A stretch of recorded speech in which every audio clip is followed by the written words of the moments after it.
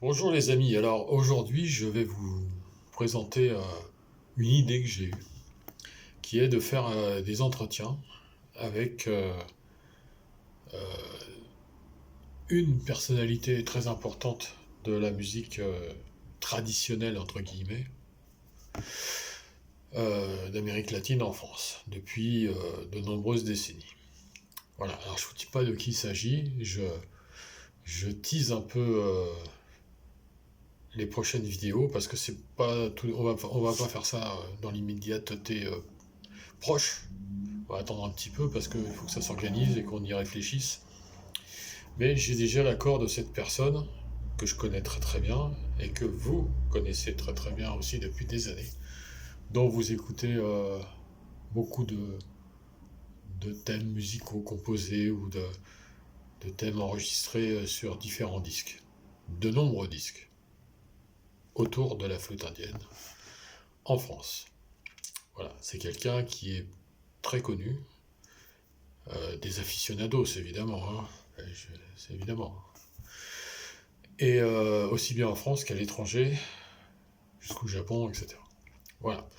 Donc je pense réaliser ça d'ici quelques temps, plusieurs semaines, parce qu'il faut vraiment qu'on se mette d'accord et puis qu'on s'organise au niveau du temps. Mais déjà voir ça tranquillement, mettre bien les choses au point, faire quelque chose de concis sur des vidéos pas trop longues. Je dirais 4-5 vidéos, peut-être plus, qui durent en gros 20 minutes maximum, voire une demi-heure si vraiment on déborde, parce que euh, on a l'habitude de faire des conversations ensemble, soit au téléphone, soit de visu, depuis très longtemps, qui nous amènent parfois à digresser fortement sur des tas de sujets qui nous amènent à des durées de conversation extrêmement longues. Donc on ne peut pas faire ça sur YouTube, j'allais dire oui sur YouTube, mais sur une vidéo pour Facebook ou autre, c'est trop dur à charger après, trop long et puis fastidieux parfois pour ceux que ça ne concerne pas spécialement à fond. Voilà, donc je vais organiser ça et je pense aussi faire quelques. Alors c'est sous la forme d'un entretien, hein, c'est-à-dire on sera. Bon, je mettrai mon smartphone dans l'autre sens, donc en 16 neuvième, et comme ça on nous verra tous les deux, ce sera une conversation, c'est surtout lui qui parlera, mais je donnerai aussi des indices, des avis, je le mettrai sur certaines pistes, c'est ça l'idée en fait. Voilà, donc j'ai son accord, je vous dis toujours pas qui c'est, peut-être certains auront compris. S'ils veulent mettre le nom dans les commentaires avec un point d'interrogation, bah, allez-y, on verra si je réponds ou pas. Et voilà, puis je vais faire aussi des entretiens avec moi, parce qu'en fait, moi j'ai plein de choses à dire aussi. Alors le problème, c'est que moi je parle pas espagnol couramment. Alors pour mes amis, d'ailleurs je vais le marquer dans le titre de ça, pour bien que les gens comprennent dans la traduction, parce que là ils comprennent pas forcément ce que je dis, tous mes amis en Amérique latine. Il y a certainement très peu qui parlent français, bon c'est comme ça, c'est normal, hein, et je vois pas pourquoi ils parlent français en plus. Bon. Voilà, comme moi, je vois pas pourquoi je parlerai espagnol, hein, c'est pas parce que je joue de tous ces machins-là que je parle forcément espagnol, hein, je suis pas le seul. Moi, j'ai toujours appris tel un perroquet, on va dire. Moi, j'apprends, j'écoute, j'ai écouté pendant des années les disques, j'ai appris, c'est complètement intégré en moi, à tel point que j'en ai fait mon métier et que quand je fais ce genre de musique avec des musiciens sud-américains, qu'ils soient par exemple, mon ami Yolanda Preciado du Mexique ou Julio Salas du Chili ou je sais pas, Fernando Vildesola, paix à son âme, d'Argentine, ou plein d'autres, Nicolas Pérez González, père et fils d'ailleurs, et père, paix à son âme aussi, et fils, salut. Voilà, j'ai jamais eu de problème euh, de. Comment euh, Enfin, on m'a jamais pris pour un imposteur parce que je parlais pas couramment espagnol. Bon, c'est vrai que c'est embêtant, mais bon, j'ai jamais eu l'occasion vraiment, parce que beaucoup de répétitions que j'ai fait avec où j'ai été confronté à des musiciens d'Amérique latine, c'était en français hein, la plupart du temps. Voilà. Bon.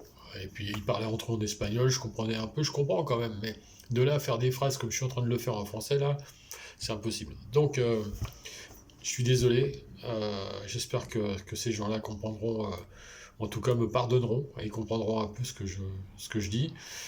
Et donc j'ai envie de faire des entretiens donc, avec la personne dont je vous ai parlé au début, mais que je ne cite pas pour l'instant. Je tease l'histoire parce que tout est là sur internet, il faut teaser. Et l'autre personne, c'est moi. Donc, bon, moi, évidemment, là, c'est beaucoup plus simple. Et en fait, j'ai envie de vous parler de ma vie, depuis le début, parce que j'ai une vie qui me paraît assez exceptionnelle, pas que qui me paraît à moi, mais qui paraît aussi à d'autres, puisqu'on me l'a dit, du fait que j'ai une histoire un peu spéciale par rapport aux musiques d'Amérique latine. Et depuis très très très longtemps, parce que j'ai commencé vraiment à m'intéresser à ça, je devais avoir autour de 5 ans. En gros, hein, je me souviens pas évidemment, mais j'étais très petit. Voilà. J'en ai déjà parlé sur Facebook. En fait, mon père était ouvrier en usine et il avait certainement des connaissances que je connais pas évidemment autour de lui qui un jour lui ont indiqué un jukebox qui allait partir à la casse. Et dans ce jukebox, il y avait énormément de disques, mais juste la galette noire, hein. C'était des 45 tours. Des disques 45 tours. Et il se trouve que dans ces disques-là, il y avait énormément de disques de Los Guaranis et de Los Machucambos. Alors moi, j'avais autour de 5 ans, donc je vous parle de 1965, parce que je suis né en 1960. Voilà. Et donc, j'ai eu très vite la possibilité d'entendre, donc vers 5 ans, d'entendre les musiques d'Amérique latine. Alors, pour les Guaranis, assez proche de la tradition, on va dire. Pour les Machucambos, bon, c'est plus des cha-cha, des trucs comme ça. Bon, les Machucambos, tout le monde connaît, enfin tout le monde connaît en tout cas en France. C'était plus de la variété d'Amérique latine que vraiment. Mais bon, c'était louable, d'autant qu'ils nous ont quand même permis d'avoir pendant des décennies un cabaret à Paris qui est devenu le temple de la musique latino. Ben, ça n'existe plus malheureusement. Je parle évidemment de l'Escale. Voilà, donc tout ça pour vous dire que bah, et je vais vous présenter tout ça, vous parler de tout ça, pour l'instant de moi, dans les futures vidéos, hein, je vais faire ça petit à petit, parce que j'ai aussi mes dessins, hein, dont certains sont en cours, je vous montre pas, hop, je vous montre rapidement, hop, comme ça vous voyez pas ce que je dis. Vous croyez quand même pas que j'ai tout vous montrer aujourd'hui. Bon. Et donc, bah, je vais vous laisser, parce qu'on est déjà presque à 8 minutes, ce qui commence à faire une belle vidéo.